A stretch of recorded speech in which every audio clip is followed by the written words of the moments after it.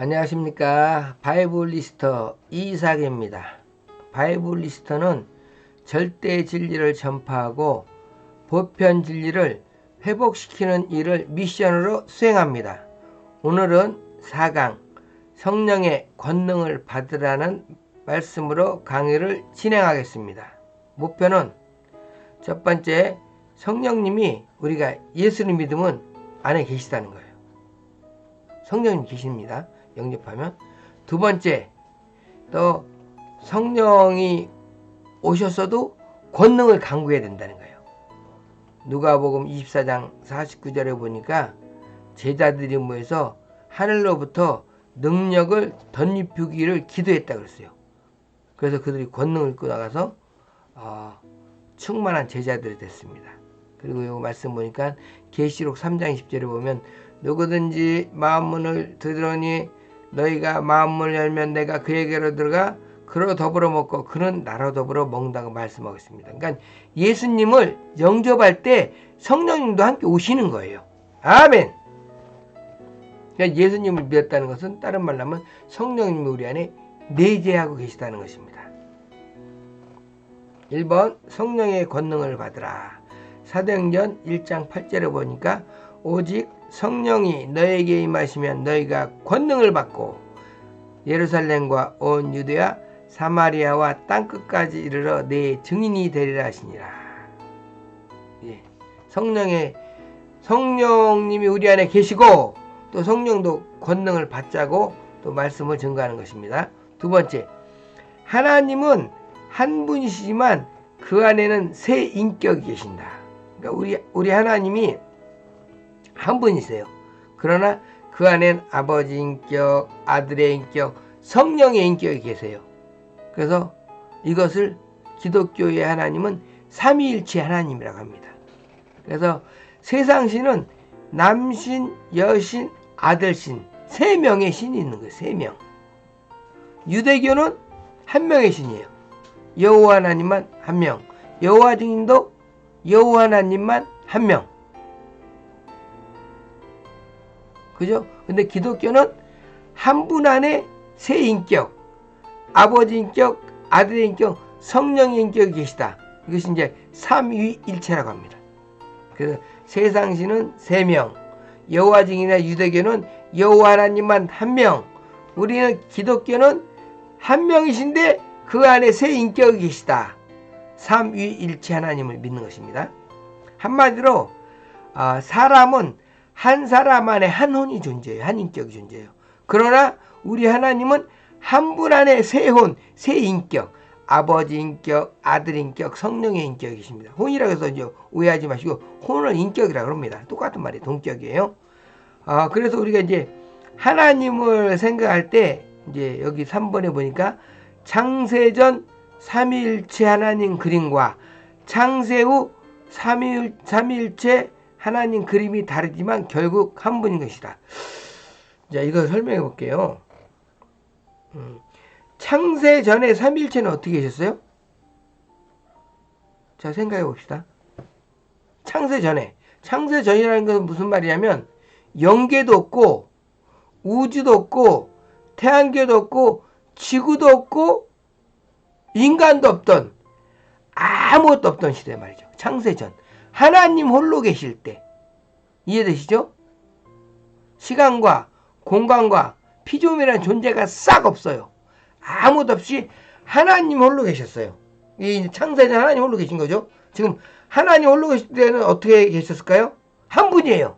하나님 한 분 안에 아버지 인격, 말씀의 인격, 성령의 인격이 계셨어요. 이 말씀은 아들의 인격이에요. 로고스. 그러니까 영원 전에는 하나님 홀로 자존하실 때는 그분이 한 분이신데 한 분 안에 아버지 인격, 말씀의 인격, 성령의 인격이 계셨습니다. 근데 삼일체로 계셨죠. 아멘. 그런데 이 삼일체 하나님이 창조를 하셨잖아요. 영계도 만드시고 영계 안에 우주도 만들고 우주 안에 태양계도 만들고 태양계 안에 지구도 있잖아요. 그러니까 영계를 먼저 쉽게 말하면 영계를 먼저 만드시고 따로 물질계를 만드셨잖아요. 우주를. 우주 안에 우리가 있잖아요. 그러면 하나님의 위치가 어떻게 변경됩니까? 하나님은 이 모든 걸 초월하잖아요. 우주 밖에 계시고 영계 밖에 계시고. 그래서 하나님은 이 물질계, 피조계 밖에 계시잖아요. 근데 그분이 이 땅에 예수 아들로 나타나셨잖아요. 아멘. 그러니까 우리가 볼 때는 하늘 위에도 하나님 계시고 우리 눈앞에도 예수님 있네. 그 두 명으로 이제 피조물은 시각에 어떤 제한을 받으니까 여기 예수님 있네. 하늘에 저 우주 밖에도 하나님 계시니 그럼 두 명이잖아요. 또 어느 날은 제자들한테 성령이 왔잖아요. 내 안에 성령이시. 그건 피조물을 볼 땐 세 명으로 보이잖아요. 그죠? 내 속에 성령님. 그 다음에 하늘나라에 예수님 보좌에 계시고 그 하늘 밖에 아버지 계시고 그러면 하나님이 세 명이네? 세 명입니까?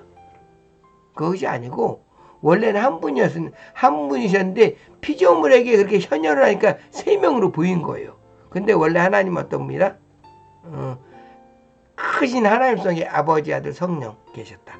그래서 이분이 삼위일체예요. 그러니까 우리 피조물이 어떤 인간 한계에 있어서 세 명으로 보일 뿐이지 하나님은 원래 창조 전부터 창조 후까지 삼위일체 하나님이세요. 그러니까 여러분이 눈을 하나님 눈으로 봐봐요. 결국 하나님 안에 영계도 들었고 우주도 들었잖아요. 그리고 그 안에 인간계에 성도들의 성령님도 있고 그 영계에 예수님도 계시고 원래 한 분이에요. 크신 분 안에 삼일체로 있는 거예요. 그러니까 우리만이 눈이 작아서 세 개로 분리돼 보이지 하나님 볼 때는 야 얘들아 인간들아 나 원래부터 삼일체로 있었어. 영원전부터 영원까지. 니들이 영계도 보이고 물질도 보니까 셋으로 나눠 보일 뿐이야. 원래 하나님은 삼일체 하나님이셨다. 아멘.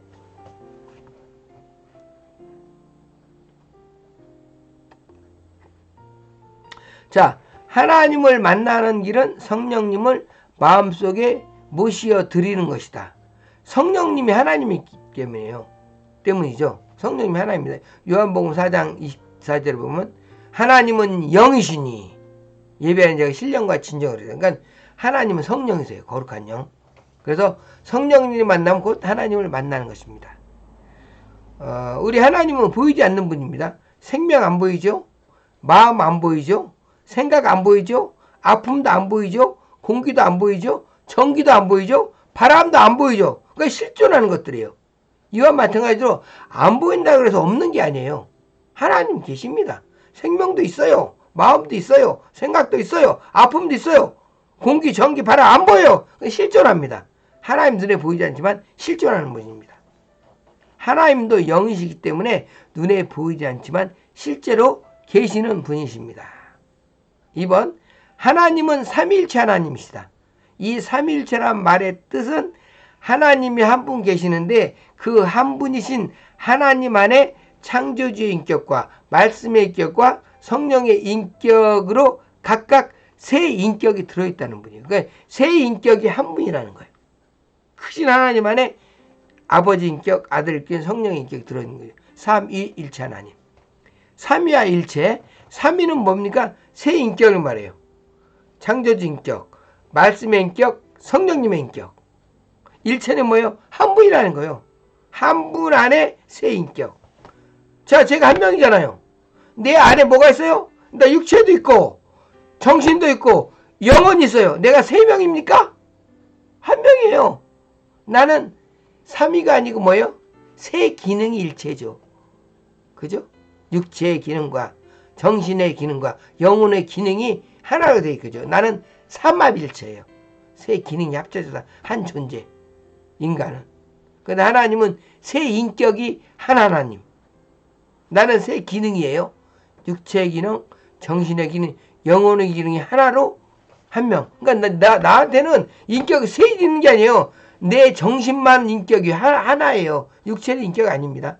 영혼도 인격이 아니에요.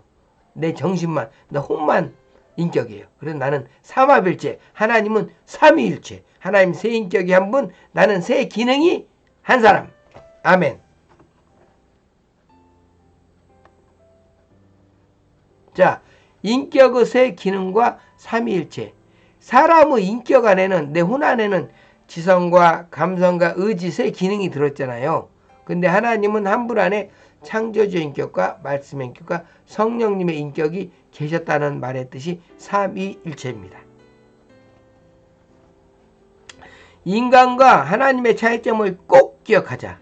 인간은 지식과 감정과 의지 세 기능이 한 사람 안에 있고, 하나님은 창조주의 인격과 말씀의 인격과 성령의 인격으로 세 인격이 한 분이십니다.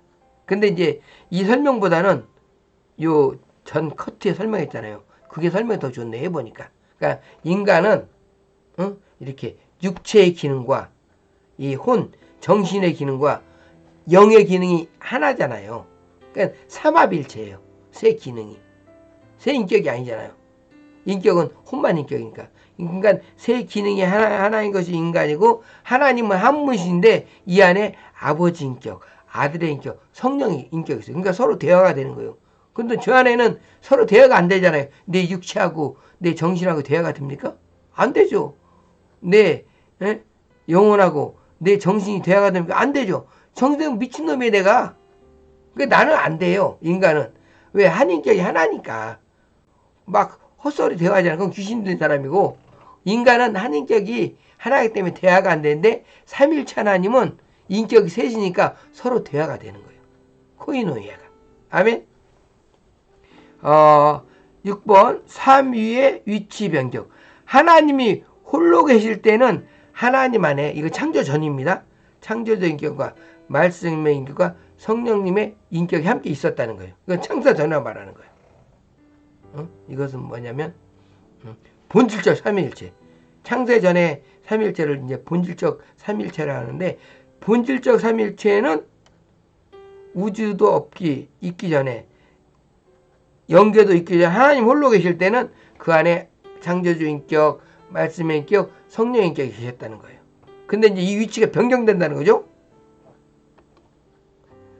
근데 이제 창세 후에 영계도 만들고 하나님이 물질제도 만들었잖아요. 이때부터는 이제 하나님의 위치는 원래 그대로인데, 인간의 피조물의 눈에 이제 위치가 변경되게 보이는 거예요. 그 하나님 품속에서 말씀의 인격이 영계의 보좌에 앉아 계시잖아요. 그분이 여호와로 계신 거예요. 그러다가 그분이 이 땅에 인간이 되시 오셨잖아요. 그러니까 우리가 볼 때는 하나님이 저기 하늘 바깥에도 계시고, 우리 눈앞에도 계시네? 그 하나님 두 명이네? 그래서 유대인들이 예수를 돌로 쳐 죽이려고 그랬던 거예요. 왜 하나님 한 명인데 네가 하나님 두 명이라고. 그리고 이분이 십자가 달리셨다가 어떻게 했어요? 보좌로 다시 가셨잖아요. 거기 이제 보좌 계시고, 그 다음엔 하나님 품속에서 성령님이 이 땅에 오셨잖아요. 그러니까는 볼 때 성령님도 인간 안에 있고, 보좌에도 예수님이 계시고, 또 저 하늘 밖에 영계에도 하나님 계시고, 세 명이네? 세 명이 아니고 원래부터 본질적으로 삼일체로 계셨는데, 인간의 피조물의 눈이 한계가 있으니까 세 명으로 보일 뿐이에요. 아시겠죠? 그렇잖아. 우리 지구에도 성령님 계시고, 저 하늘나라에도 예수님 계시고, 또 그 밖에도 아버지 세 명이 아니에요. 원래 한 분이셨는데 우리 눈에 그렇게 보이는 거예요. 우리 어떤 지식과 경험과 어떤 능력의 한계가 있기 때문에 하나님이 세 명으로 보일 뿐이에요. 근데 지금 하나님이 자신들을 볼 때는 어떻게 보여요? 원래 삼위일체였어요. 크신 분 안에 삼위일체로 계시던데, 지금도 뭐 보좌에 계시고 이 땅에 계셔도 그분도 원래 그냥 삼위일체로 계신 거예요. 본인들이 볼 때는, 하나님들이 볼 때는, 인간으로 볼 때는 셋으로 분리되어 있지. 그러나 하나님 원래 그렇게 계셨어, 삼위일체로. 아멘. 본질적으로도 본질적 그 삼위일체도 삼위일체 하나님이고, 이 피조계가 만들어서 하나님 원래 삼위일체 하나님이에요. 우리 눈으로 셋으로 땅에서 성령님 계시고 하늘에 예수님 계시고, 그 하늘 밖에 하나님이 그냥 세 명으로 보이는데 그것이 아니고 삼위일체 하나님이시다, 원래부터. 아멘. 그래서 이 성령님은 하나님 속에서 나오셨기 때문에 이분은 하나님이시다. 요한복음 15장 26절을 보면 성령님께서 하나님 속에서 나왔다고 그랬어요. 그렇죠. 그러니까 하나님이시죠. 예수님도 하나님 품 속에서 나오셨으니까 하나님이시고. 그래서 이 성령님을 내 영혼에 모시는 것이 하나님을 모시는 것이고 만나는 것입니다. 그래서 여러분들이 예수님을 믿었잖아요. 그러면 성령님을 모신 것입니다. 그래서 인간이 하나님을 모시는 것이 가장 큰 영광이고 가장 큰 행복인 것입니다. 자, 그 다음에 성령의 권능을 받으면 어떤 일이 일어나는가. 우리가 예수님을 믿었어요. 근데 성령의 권능을 받은 사람도 있고 안 받은 사람도 있어. 그러니까 성령님은 예수 믿었지만 이제는 성령의 권능을 받기 위해서 기도를 해야 돼요. 그래서 기도를 하면 이제 성령님이 주시잖아요. 그럼 충만해지면 이제 어떤 성령님의 권능을 받으면 느낌이 그 체험이 있는데, 그러면 아무튼 이제 그러면 그래서 받으시고 앞으로 성령님의 권능을 받으면 어떤 일이 생기는가? 성경 말씀이 잘 믿어져요. 막 깨달아져. 그래서 성령님의 권능을 꼭 받으셔야 돼요. 그리고 구원의 확신이 생겨요. 막 주변에서 막 반대하고 막 핍박을 해도 나 끝까지 믿는다 이런 확신이 생겨. 예수 영접한 거 플러스 성령의 권능을 받으셔야 돼. 받으면. 그리고 세 번째, 성령 말씀이 생각납니다.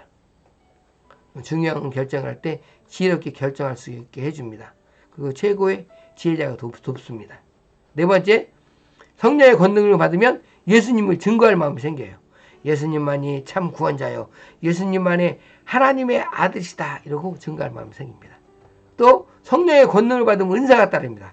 고린도서 12장 8절에서 1절에서 8절 방언도 받고 지혜의 말씀, 예언함, 능력의 말, 지식의 말씀, 병고침, 방언, 통역함, 영분별, 또 큰 믿음을 받아요. 그러니까 성령의 권능을 받으면 이렇게 좋은 은사들이 따릅니다. 그러니까 어떤 사람 그래. 막 교회에서 병 고치고 방언하면 그거는 초대교회 때만 있었고 지금은 끝났어. 성경이 완성됐으니까 끝났대. 성경 말씀 잘 보세요. 온전한 것이 오면은 끝난다는 거예요. 모든 은사가. 그렇죠. 예수님이 오면 이 땅에 오면 우리가 무슨 뭐 귀신 쫓을 일이 있고 병 고칠 일이 있고 뭐가 있어. 그리고 성경을 깨달을 일이 뭐가 있어. 주님이 다 가르쳐 주시고 병도 고치고 귀신 쫓는데. 그러니까 예수님이 온전한 것이에요. 성경이 온전한 것이 아니에요. 성경에 갔으면 성경책만 갖다 대면 병도 낫고, 성경책만 갖다 대면 방언다고, 성경책만 갖다 대면 말씀을 깨달아야 되잖아요. 온전한까지 왔으니까. 근데 안 깨달아지네? 병도 안 낫네? 그러니까 이제 이게 약간 이제 침례교 쪽에서 이런 게 있는데, 침례교도 성령의 은사를 인정하는 침례교가 있고 성령의 인사를 인정하지 않는 침례교인데, 침례교에서 이제 은사가 끝났다는 거예요. 아니 그러면 생각해보세요. 마귀는 태초부터 지금까지 열심히 말이야 거짓 기적 돼갖고 죽은 자도 살리고 병도 고치고 환상도 예언도 주고 하는데, 우리 하나님은 돌아가셔서 그런 거 안 하시나? 말도 안 되는 소리 하는 거예요 지금. 왜 성령 은사 끝나요? 그럼 마귀 은사는 안 끝나는데 성령 은사는 끝나요? 그럼 얼마나 불공평해. 하나님이 공평하시 하나님이. 그잖아요. 왜 마귀한테 은사를 일으키고 우리한테는 은사가 없다고 그래요? 그 이상한 거예요. 그러니까 그 온전한 것이 왔던데 성령이 와서 끝난 것이 아니고 그 해석을 잘 하셔야 돼요. 성경이 온전한 것이 아니고 예수님이 온전한 것이에요. 예수님 와야지 병 고침도 끝나고 귀신 쫓는 거 끝나고 예언도 끝나고 방언도 끝나죠. 그걸 앞에서 우리가 뭐 은사 행할 일 있어요? 근데 안 왔어야지. 그러니까 지금 이 세상에서 마귀가 운사같이 삼킬자를 찾으려고 돌아다니는데 우리는 무방상태로 있냐 그거예요. 성령의 권능을 받아서 지혜의 말씀으로, 지식의 말씀으로, 믿음으로, 능력함으로, 예언함으로, 영분법으로, 방언 통역함으로 우리도 무장을 해야 되는 거예요. 영적적인 그래 이기죠. 어떻게 마귀 방언을 인정하고 마귀의 이적을 인정하고 우리 하나님의 성령의 역사를 인정 안 합니까? 나 그거 마음에 안 들어요. 그거 잘못됐다 그런 거예요. 왜 하나님이 역사하시면 인정 안 합니까? 그게 이론적으로 안 맞아요. 그리고 영적으로 안 맞고, 그럼 우리는 무방비로 마귀한테 당하라는 거예요? 그 말이 안 되는 소리 합니까? 왜? 그래서 지금도 은사가 따른다. 권능을 받아야 된다. 무장해야 된다. 아멘.